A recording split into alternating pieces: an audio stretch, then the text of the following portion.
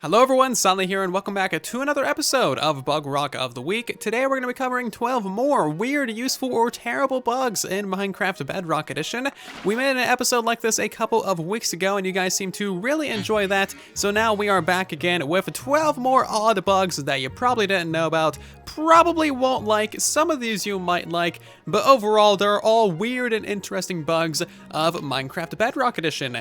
Our first bug of the day has to do with trident wielding drowns. Sometimes these guys will actually switch out their tridents for a fishing rod and visually and physically be holding a fishing rod, but they'll also still be able to throw a trident at you. I caught some footage of this the other day while I was recording my latest episode of Truly Bedrock, and this is a really nasty bug. These guys do so much damage to you when you're underwater, even if you got full netherite armor on. So if you just see one of these guys casually holding a fishing rod, you might not think anything about it, go about your day, and then suddenly they start attacking you with tridents out of nowhere when you weren't expecting it, which could really catch you off guard. Now, another note is that when you kill the drown that has this bug happening to it, they will actually drop a fishing rod as well. So my thoughts are that they technically have two things in their main hand. They got a trident and they also got a fishing rod. They visually switched to the fishing rod somehow, but they're still able to utilize the trident. That's just kind of a little bit of a theory that I got.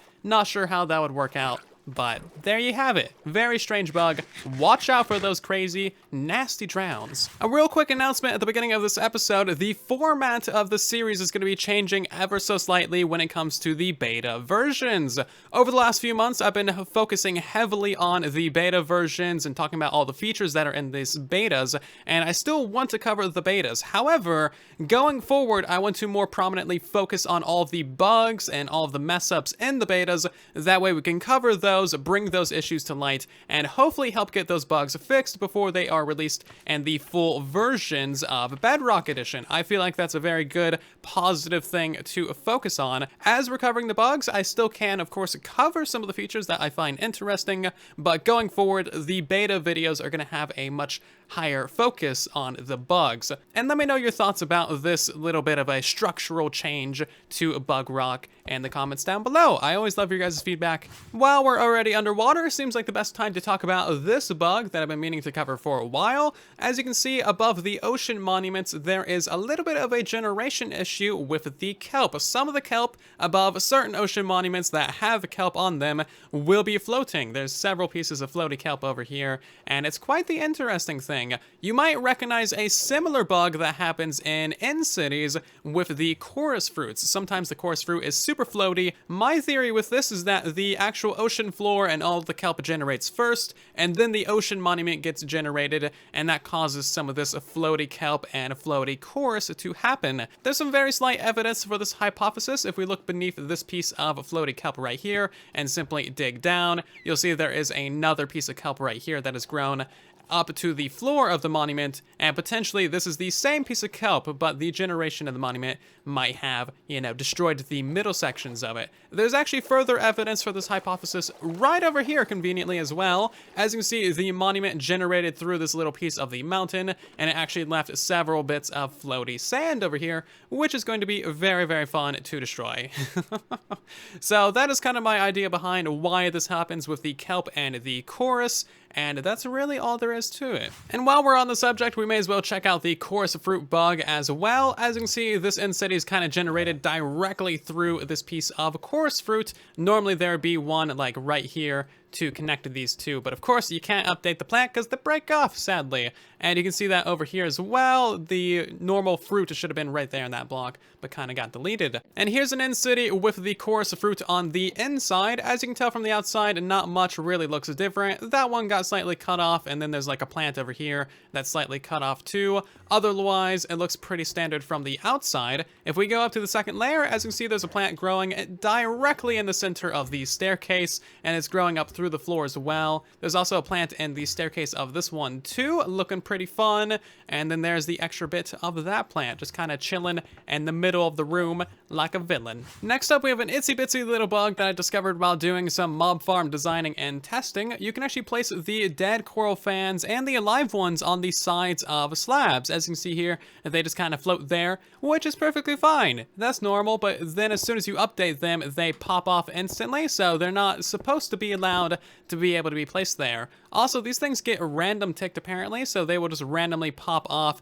So unfortunately, you can't really collect this illegal block because it'll just randomly get updated and then randomly get destroyed, which is no fun. Now, my theory is that they, they kind of can connect to the slab. As you can see, the pixels are at right where they connect. It's like really just right there. But of course, the hitbox is much bigger than the connection to the slab, which is probably why these dudes pop off.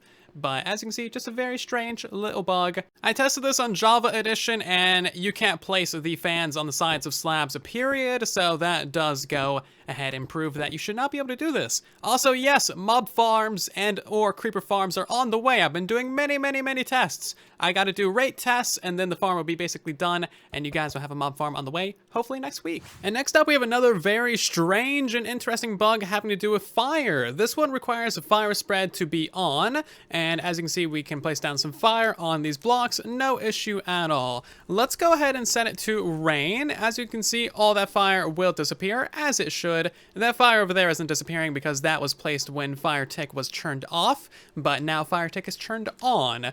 Now, as you can see, obviously we can't light these blocks on fire because it is raining. The rain is going to put out that fire pretty much instantly. So now what we're going to do is we're going to throw a couple of diamonds on each one of these blocks here, and then simply go ahead and try and light them on fire as many times as we can. As you can see, the diamonds will eventually get burnt in the fire, and it just takes like multiple many tries. Anyway, now what we're going to do is we're just going to throw the rest of those diamonds away. We don't need those. And simply walk over these blocks. As you can see, the diamonds are actually still there. So they didn't actually get burnt. They just went invisible, which is a little bit strange. A very odd bug. I don't know how the person who found this, but they're very determined to find a bug with fire. And they did find one. Kind of an interesting thing indeed. Next up, we have a bug that completely breaks both twisting and weeping vine farms, and this is a really dumb one that needs to be fixed. That way we can have a lot of different versions of these farms. So basically, no matter how you harvest these guys, they will completely stop growing. So as you can see, we can harvest that one. It'll never ever grow again, and we can harvest this vine, and it's never ever going to grow again either. As you can see there, neither of them are growing. We have the random tick speed set to 1000, and that is 1,000 times faster than the base game normally goes, and they're still never going to grow. The only way to fix this is to either bone meal them at least once, and that will allow them to start naturally growing again, or what you have to do is you have to actually break the plant and then place it back down, which completely ruins about 1000% of every single type of farm that you can possibly build for these. You basically have to use bone meal in one way or another to get these guys, and that is really annoying. This is another bug that affects farming and experience and all of that good stuff. So Smelting Cactus on Bedrock Edition only gives you 0.1 experience instead of the 1 experience that it should. So basically it gives you 10 times less experience, meaning that you have to smelt a total of 10 of these just to get 1 experience, which really does hurt. So if we go ahead and take the cactus out of there, you'll see that we got basically 4, nearly 5 of the little XP things on the bar. If we switch over to Java Edition real quick, you'll see that we can have the exact same setup. I have no experience. We're going to take 10 of the cactus out of the furnace there. As you can see, that 10 experience took us to level 1 and 6 of the little green bars. Now we're going to take the other 20 out of here, and that will take us to a total of 3 levels and 4 and little things. Switching back to Bedrock Edition, if we take out the other 10, you'll see that that takes us to barely a level and some. Yeah, it's very few experience. If it's not obvious why this should become a thing that gets fixed, cactus can be fully automatically harvested with no redstone whatsoever, and it's a really easy thing to chuck into a furnace and get mass amounts of experience from. It is also like basically the best thing to smelt down to get experience from.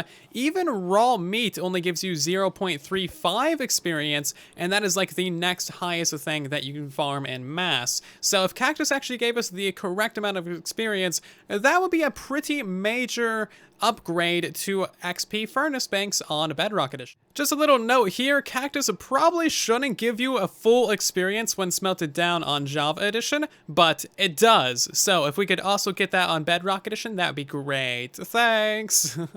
While we're talking about furnaces, now is a fantastic time to mention a bug I've wanted to for a long time. You cannot use wool or carpets to power a furnace. Typically on Java and Legacy Console Edition, you can use these things to burn down anything in a furnace or a blast furnace or a smoker, but you simply cannot do that on Bedrock Edition. This is such an old bug that there's no actual bug reports allowed for it. We have to put it on the feedback site, and the same thing goes for the cactus smelting experience as well. So if I find feedback reports for both of those, I'll put them down below, and if I don't, then I might make some, but otherwise, that is the current situation. We probably won't see this on Bedrock Edition for quite a while. Another bug to really be on the lookout for is sometimes when you place down water or lava, it'll get picked back up instantly. This is something that you might have noticed when you're trying to either collect lava or water or place it, and we can demonstrate this really well by trying to do an MLG water bucket. As you see,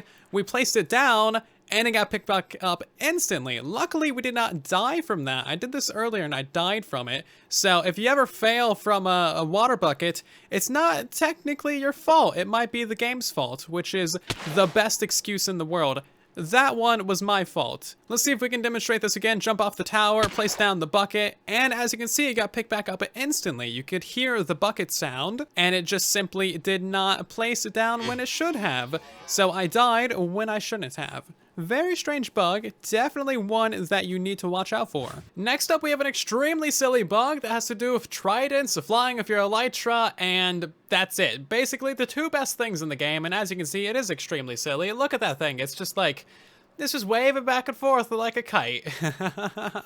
It is so stupid, and it's only gonna fix itself once we, you know, hit something and fall down, or once we land. This one is a pretty easy bug to reproduce. All you need to do is fly with your elytra and then have yourself a loyalty trident. We're gonna throw this all willy-nilly over there, and then it should come back above us. As you can see, if it comes back above us, or if we decrease our altitude, it'll get stuck in that kind of bogged state. It's even a little bit more broken if you got slow falling. So as you can see, we're standing still, so it's not an issue of catching up with the player, it just simply won't go to you. So if I go down a little bit and gain some momentum, and then go back up a little bit, I'll actually have the trident be slightly below me at times, and even then it still won't go into my inventory. So it is a rather silly bug. It is seriously way more broken with slow falling, so if we just kind of throw this over there and then stand still, it's gonna have this bug happen basically every single time. It happens a lot more for me and a lot easier with slow falling, and as you can see, it's kind of happening right now. No effort put in at all, literally just floating here mid-air, and that trident is broken above us. A very, very interesting bug indeed. I find this one pretty fascinating. There's really only two ways to fix this. You can either deactivate your elytra and pick that up real quickly, or you can just simply land and collect the trident that way. But overall, it's a pretty fun little bug, and you might have some fun with this, pranking your friends, or just doing weird stuff in your worlds. Of course, the true way to do this is to stand in a cobweb and then throw the trident, and as you can see, it's still gonna float above us. This is how you can really have some fun times. If you go invisible and then have this trident be above the floor or something, that's a way to really freak out some people. Oh, it's so silly. I love Bedrock Edition for these exact types of bugs. It is so dumb and so silly, and I just love it so much. Here we have a very, very interesting and kind of peculiar bug. Whenever a silverfish goes inside of a stone brick, it will turn that stone brick into a piece of stone. As you can see here, bam, it literally turns it into a piece of stone. And then, of course, if we pick block this, it is now infested stone, similar to this one over here. It is now infested stone. So I guess you can technically uncraft your stone bricks into stone, but there's no way of getting this block back. I guess this is kind of a good thing as well. If you're in a stronghold, or if someone puts silverfish all around your builds, you'll know which blocks are silverfish blocks. And of course, if we break this block, we're going to get a silverfish from it. That's really all there is to it. Just a very interesting block bug where these guys are literally magic and can convert blocks to whatever they choose. Our last one for today is a little bit upsetting and just kind of like, what? But why? And how? So if you're in the know and you notice things that other people don't, then you might already know what separates these two categories of blocks from one another. And it is something very basic. It is the sound they make when placed. So we're gonna turn up the game sound and you'll hear what the sounds are made when we place these blocks.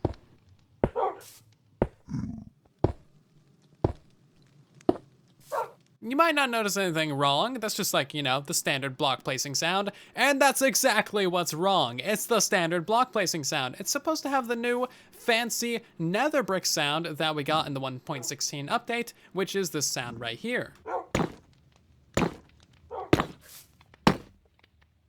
And you want to know what the sad thing is? This was reported during the 1.16 betas, and I even covered it, like twice in the betas as well. And the fact that the new sound only made it to like 5 out of 11 of the different blocks is just like, how and why? This is such an easy thing to test. You literally place a block and listen to what sound it makes when you place it.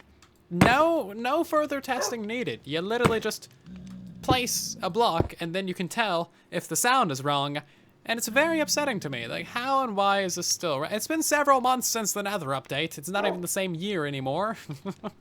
And that's about it for today's episode of Bugrock of the Week. Again, if you do ever find any beta bugs or just bugs in general, you can send them to me on Discord or Twitter, or maybe down in the comment section. There's a fair chance it might get buried in the comments, however.